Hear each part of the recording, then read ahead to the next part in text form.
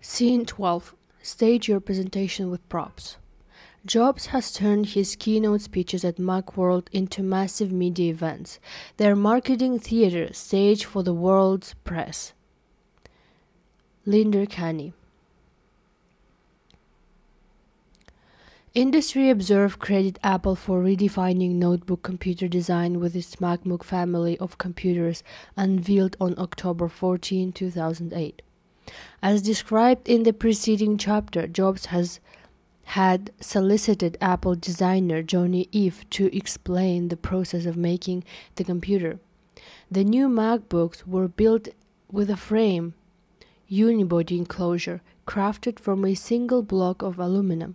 It doesn't sound impressive, but it represented a feat of engineering that produced thinner, lighter, more rugged notebooks that looked a lot cooler than their predecessors.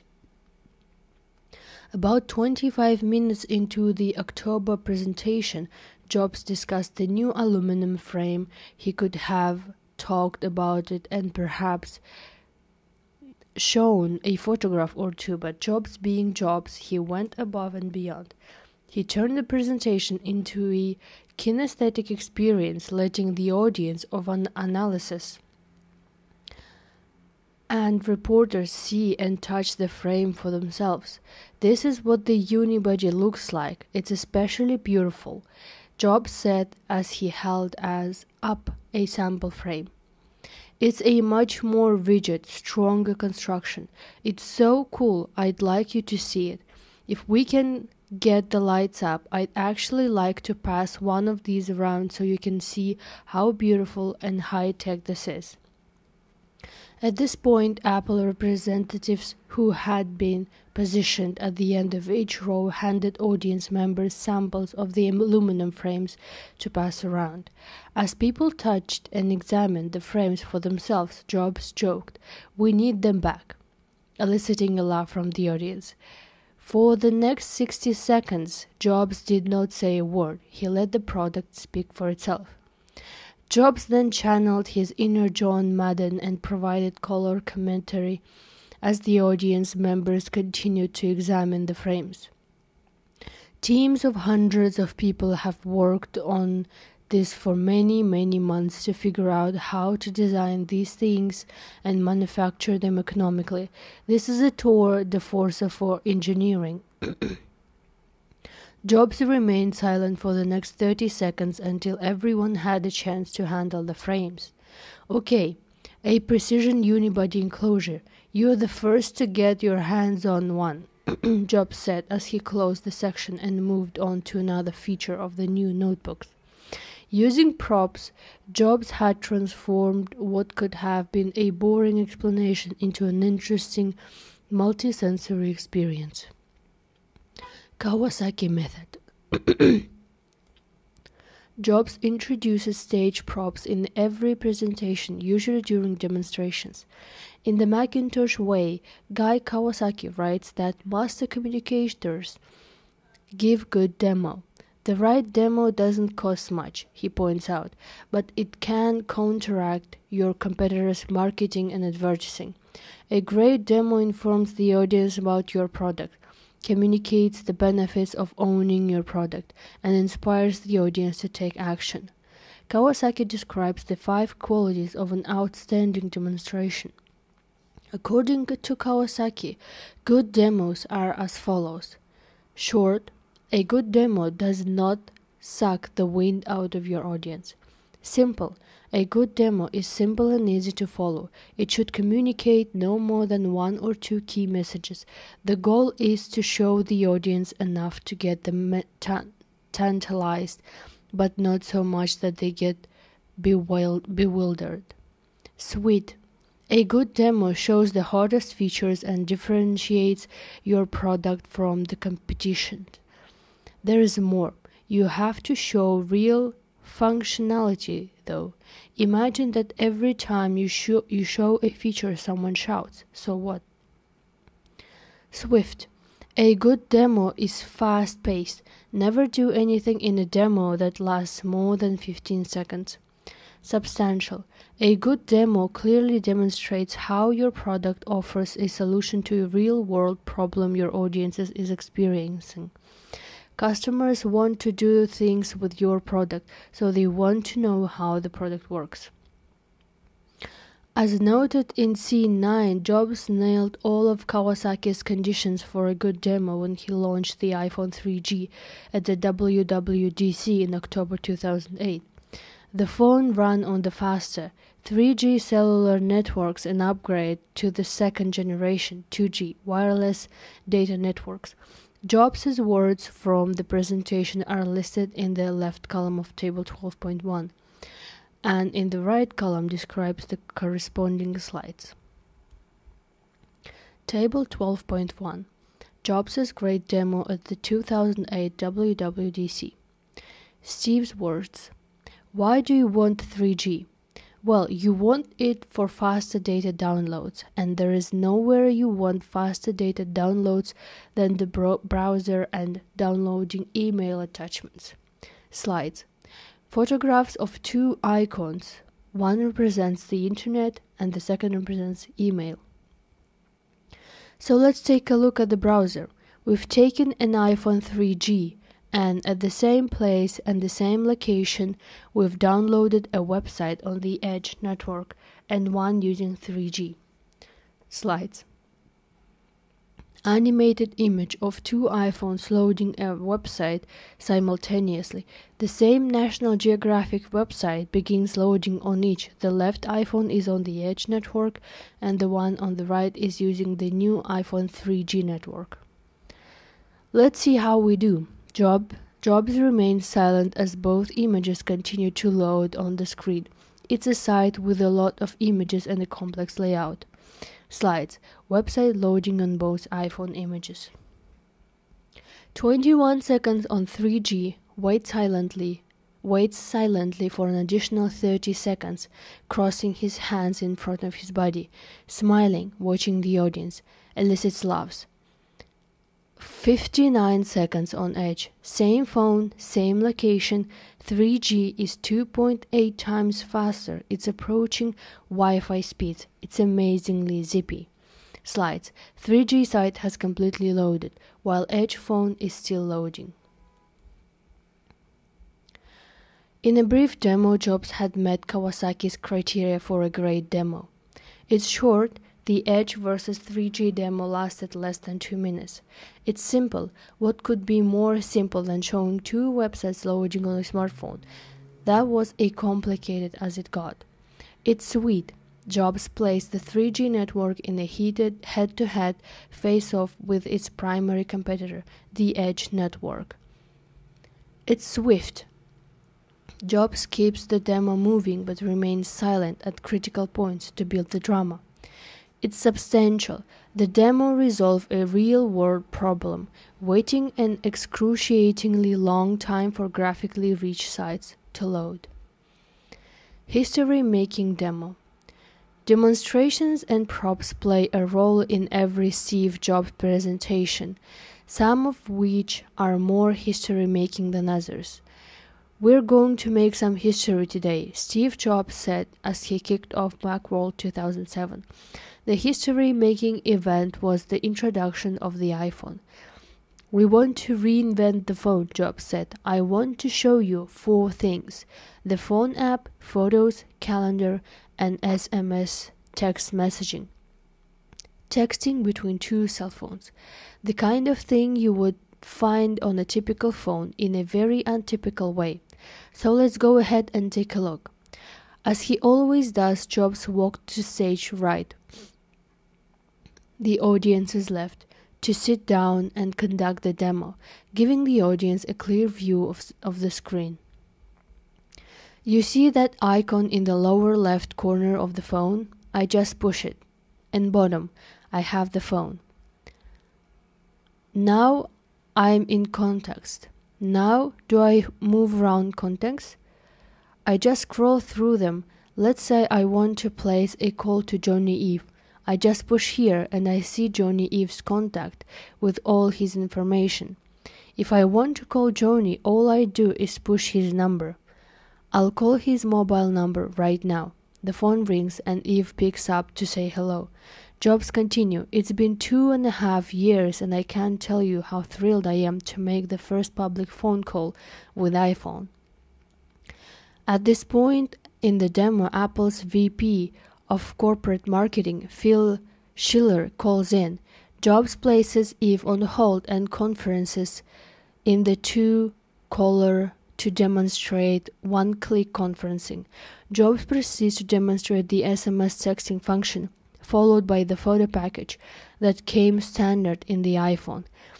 We have the coolest photo management app ever, certainly on a mobile device, but I think maybe ever. Jobs then shows off the capabilities of the photo gallery, using his fingers to widen, pinch, and manipulate the images. Pretty cool, he says. Isn't this awesome? Jobs appeared genuinely thrilled with the new features, and as he often does when demonstrating new products, looked like a kid in a candy store. Having fun with demos. Don't forget to have fun with demos. Jobs certainly does. He concluded the iPhone demonstration by showing how to put Google Maps to work on the device. He searched for a Starbucks in San Francisco near Moscow West, the site of the conference. A list of Starbucks stores appeared on the phone, and Jobs said, "Let's give them a call." A Starbucks employee picked up and said, "Good morning, Starbucks. How can I help you?" "Yes," said Jobs. "I'd like to order 4,000 lattes to go, please." "No, just kidding. Wrong number. Goodbye." This exchange elicited a huge laugh. Jobs had literally crank called a Starbucks as part of the demo. Jobs has so much fun showing off new products that his enthusiasm leaps off the stage and rubs off on everyone in attendance. It's precisely because he has fun that people enjoy watching him. In another prime example of having fun with demos, Jobs took some quirky photographs of himself while introducing a feature called Photo Booth on October 12, 2005. Photo Booth is a software application for using a web camera to take photographs and video. "Now I want to show you Photo Booth," said Jobs. "This is an incredible way to have some fun. I can just go ahead and take my picture." Jobs looked into the built-in web camera on the computer and smiled for a few seconds as his photographs was snapped and appeared on screen. He said, "Isn't that great? Let me show you some pretty cool effects." Jobs proceeded to snap comical photographs of himself using features such as thermal, X-ray, and Andy Warhol. But it gets even better," Jobs said as he smiled and rubbed his hand together. "We decided to put in the teenage effects." Jobs snapped more photographs of himself as the software distorted his face into funny shapes, squeezing it, widening it, and otherwise contorting the images. The audience roared as Jobs relished the moment. Props galore for an Italian TV host. "I'm always looking for communicators who like Jobs, push the envelope, and create exciting ways to engage the audience. I've rarely seen anyone use more props than a young Italian entrepreneur and television host Marco Montemagno. Montemagno frequently speaks on the topic of internet culture, showing Italians why the internet should be embraced and not feared. He presents the group as large as 3,000 people in places such as Rome, Milan, and Venice. Since the majority of people in his audience are web novices, he uses language that everyone can understand, well, assuming you know Italian. His slides are very simple and visual. He often employs just photographs, animation, and video. But what truly differentiates Montemagno from the majority of presenters is his unbelievable number of props and demonstrations. Here are 3 guidelines he follows to create dynamic moments. First, Give your audience something to do. Montemagno's audience members get a pen and paper before taking their seats. During the presentation, he asks them to turn to the person next to them and in 30 seconds sketch the person's portrait. After that, he asks them to write the title of their favorite song, movie, and so forth. They then pass the paper around, continuing until each paper has changed hands up to 5 times. Everyone eventually takes home a piece of paper that once belonged to someone else. The exercise is intended to demonstrate how information is shared among individuals across networks. Ask someone to share the stage. In other parts of his presentation, Montemagno will ask of 4 volunteers to join him on stage. In one exercise, he asks them to fold a t-shirt. Most people will take about 20 seconds and fold the shirt in a conventional way. Then they're done. He shows a popular YouTube video of someone demonstrating how to fold a shirt in 5 seconds. Montemagno then duplicates the feat as the audience cheers. His point is that the internet can instruct on a deep intellectual level, but it can also make the most mundane tasks easier. Third, make use of your skills on stage. Montemagno is a former world-ranked table tennis player and works that unique skill into his presentations. He invests another professional player on stage, and the two hit the ball back and forth quickly and effortlessly. As they do, Montemagno, speaking into a wireless headset, compares table tennis to the internet. Steve Jobs has elevated presentations to an art form, but few of us will ever introduce a product as world-changing as a revolutionary new computer. This fact is all the more reason to find new exciting ways to engage your audience. Focus on the one thing. Each new Apple product or application contains numerous benefits and features, but Jobs will often highlight just one. Think of it like a movie trailer that teases the audience by revealing only the best parts. If people want the full experience, they'll have to watch the movie. At WWDC in October 2007, Jobs spent most of the keynote presentation discussing OS X Leopard, but as he often does, he had one more thing for the audience. Jobs introduced Safari for Windows, the most innovative browser in the world and now the fastest browser on Windows. After telling the audience that he would like to show them the new browser, he walked the stage right, took his seat behind the computer, and started demo. He told the audience that what he really wanted to show off was Safari's speed compared with Internet Explorer. The demo screen showed both browsers side by side. Jobs loaded a series of websites simultaneously on both. Safari accomplished the task in 6.64 seconds, while Internet Explorer 7 took 13.56 seconds to accomplish the same task. Safari is the fastest browser on Windows, Jobs concluded. The entire demo took less than 3 minutes. It could have lasted much longer, but Jobs chose to focus on one feature and one feature only. Jobs doesn't overwhelm his audience. Just as he eliminates clutter on slides, his demos are likely free of extraneous messages. In 2006, Apple added a podcast studio on GarageBand, a tool bundled into the iLife suite of applications intended to make it easy for users to create and distribute multimedia content. "We've added a lot of great stuff to GarageBand," said Jobs, "but I'm going to focus on the one thing to demo today, and that is we have added a podcast studio to GarageBand. We think GarageBand is now going to be the best tool in the world to create podcasts.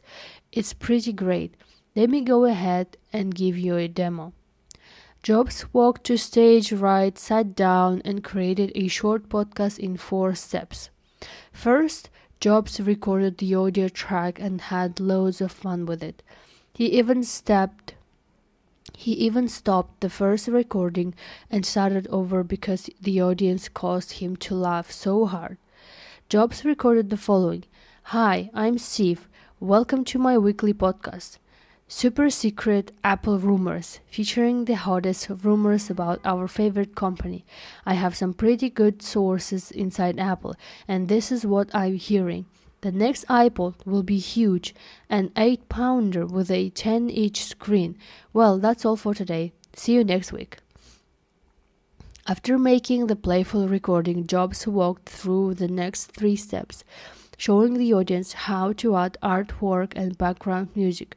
Once done, he played the podcast and said, "Pretty cool, huh? That's the podcast studio, which is now built into GarageBand." Although Jobs did a nice demonstration of the podcast studio, it could not compete with the first release of GarageBand in 2005. Today we're announcing something so cool, a 5th app that will be part of the iLife family. Its name is GarageBand. What is GarageBand? GarageBand is a major new pro music tool, but it's for everyone. I am not a musician, so to help me demo GarageBand, we asked a friend, John Mayer, to help us. Jobs took a seat behind the computer and Mayer sat down at a mini keyboard hooked to the Mac. As Mayer played, Jobs manipulated the sound to make the piano resemble a bass, a chord, a guitar, and other instruments. Jobs then laid down multiple tracks, creating a band-like sound. He took care to explain what he was doing at every step, to show the audience just how easy it was to create a studio-like experience. Jobs must have rehearsed the demo 4 hours, because he looked like an expert musician. Nevertheless, Jobs shows how he doesn't know, and sometimes, as in the case of GarageBand, it makes more sense to bring in an outsider who speaks directly to the intended audience. Element of surprise. Jobs stunned developers when he announced a transition that had been rumored but largely dismissed, the transition from IBM Motorola PowerPC chips to Intel processors. During the 2005 WWDC, where he made the announcement, Jobs acknowledged that one of the major challenges would be to make sure OS X would run efficiently to Intel chips. Having some fun with the audience, he said that the OS X had been living a double life for 5 years, secretly being developed to run on both PowerPC and Intel processors just in case. The result, said Jobs, was that Mac OS X is singing on Intel processors. He then hit the audience with the unexpected. "As a matter of fact, this system I've been using." His voice trails off. He flashes a knowing smile, and the audience laughs when it sinks in that the system is running on the new Intel processors. "Let's have a look," Jobs says as he walks to the side of the stage. He sits down and begins exploring many of the conventional computer tasks, such as calendar functions, email, photographs, browsing, and movies, loading and working quickly and effortlessly. He concluded the 2-minute demo by saying, "This is Mac OS X running on Intel." The launch of the iPhone in 2007 also provided Jobs with a memorable prop. He showed the audience how they could listen to their favorite music by playing one of his favorite songs from the Red Hot Chili Peppers. A phone call interrupted the music, and a photo of Apple's VP of Marketing, Phil Schiller, appeared on the phone. Jobs answered it and talked to Schiller, who was standing in the audience on another phone. Schiller required a photograph. Jobs retrieved it and emailed it, and went back to listening to his song.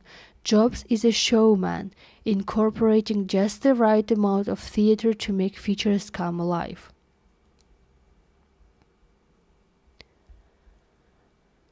The next best thing to John Mayer. Of course, you're not going to persuade John Mayer to perform at your next event, but do think about creative ways to reach your target audience. I watched an entrepreneur pitching his new web service to venture capitalists in San Francisco. The service was geared to the teenage market, so it didn't make sense for a 40-something entrepreneur to demonstrate it. Instead, the founder introduced the company and then passed the demo off to two teens, a boy and a girl, who talked about their experience with the site and what they especially loved about it. The demo was different, engaging, and ultimately successful. Connect with 3 types of learners. Demonstrations help speakers make an emotional connection with every type of learner in the audience: visual, auditory, and kinesthetic. Visual learners. About 40% of us are visual learners, people who learned through seeing. This group retains information that is highly visual. To reach visual learners, avoid cramming too much text onto the screen. Build slides that have few words and plenty of pictures. Remember, individuals are more likely to act on information they have a connection with, but they cannot connect with anything that they have not internalized. Visual learners connect through seeing. Auditory learners. These people learn through listening. Auditory learners represent about 20 to 30% of your audience. Individuals who learn through listening benefits from verbal and rhetorical techniques that are featured in Act 3. Tell personal stories or use vivid examples to support your key messages. Kinesthetic learners. These people learn by doing, moving, and touching. In short, they are hands-on. They get bored listening for long periods, so include activities in your presentation to keep kinesthetic learners engaged. Pass around objects as Jobs did with the aluminum frame, conduct writing exercises, or have them participate in demonstrations. Director's notes. Build in a product demo during the planning phase of your presentation. Keep the demo short, sweet, and substantial. If you can introduce another person on your team to participate in the demonstration, do so. Commit to the demo. Comedians say a joke works only if you commit to it. In the same way, commit to your demo, especially if your product has any entertainment value at all. Have fun with it. Provide something for every type of learner in your audience: visual, auditory, and kinesthetic.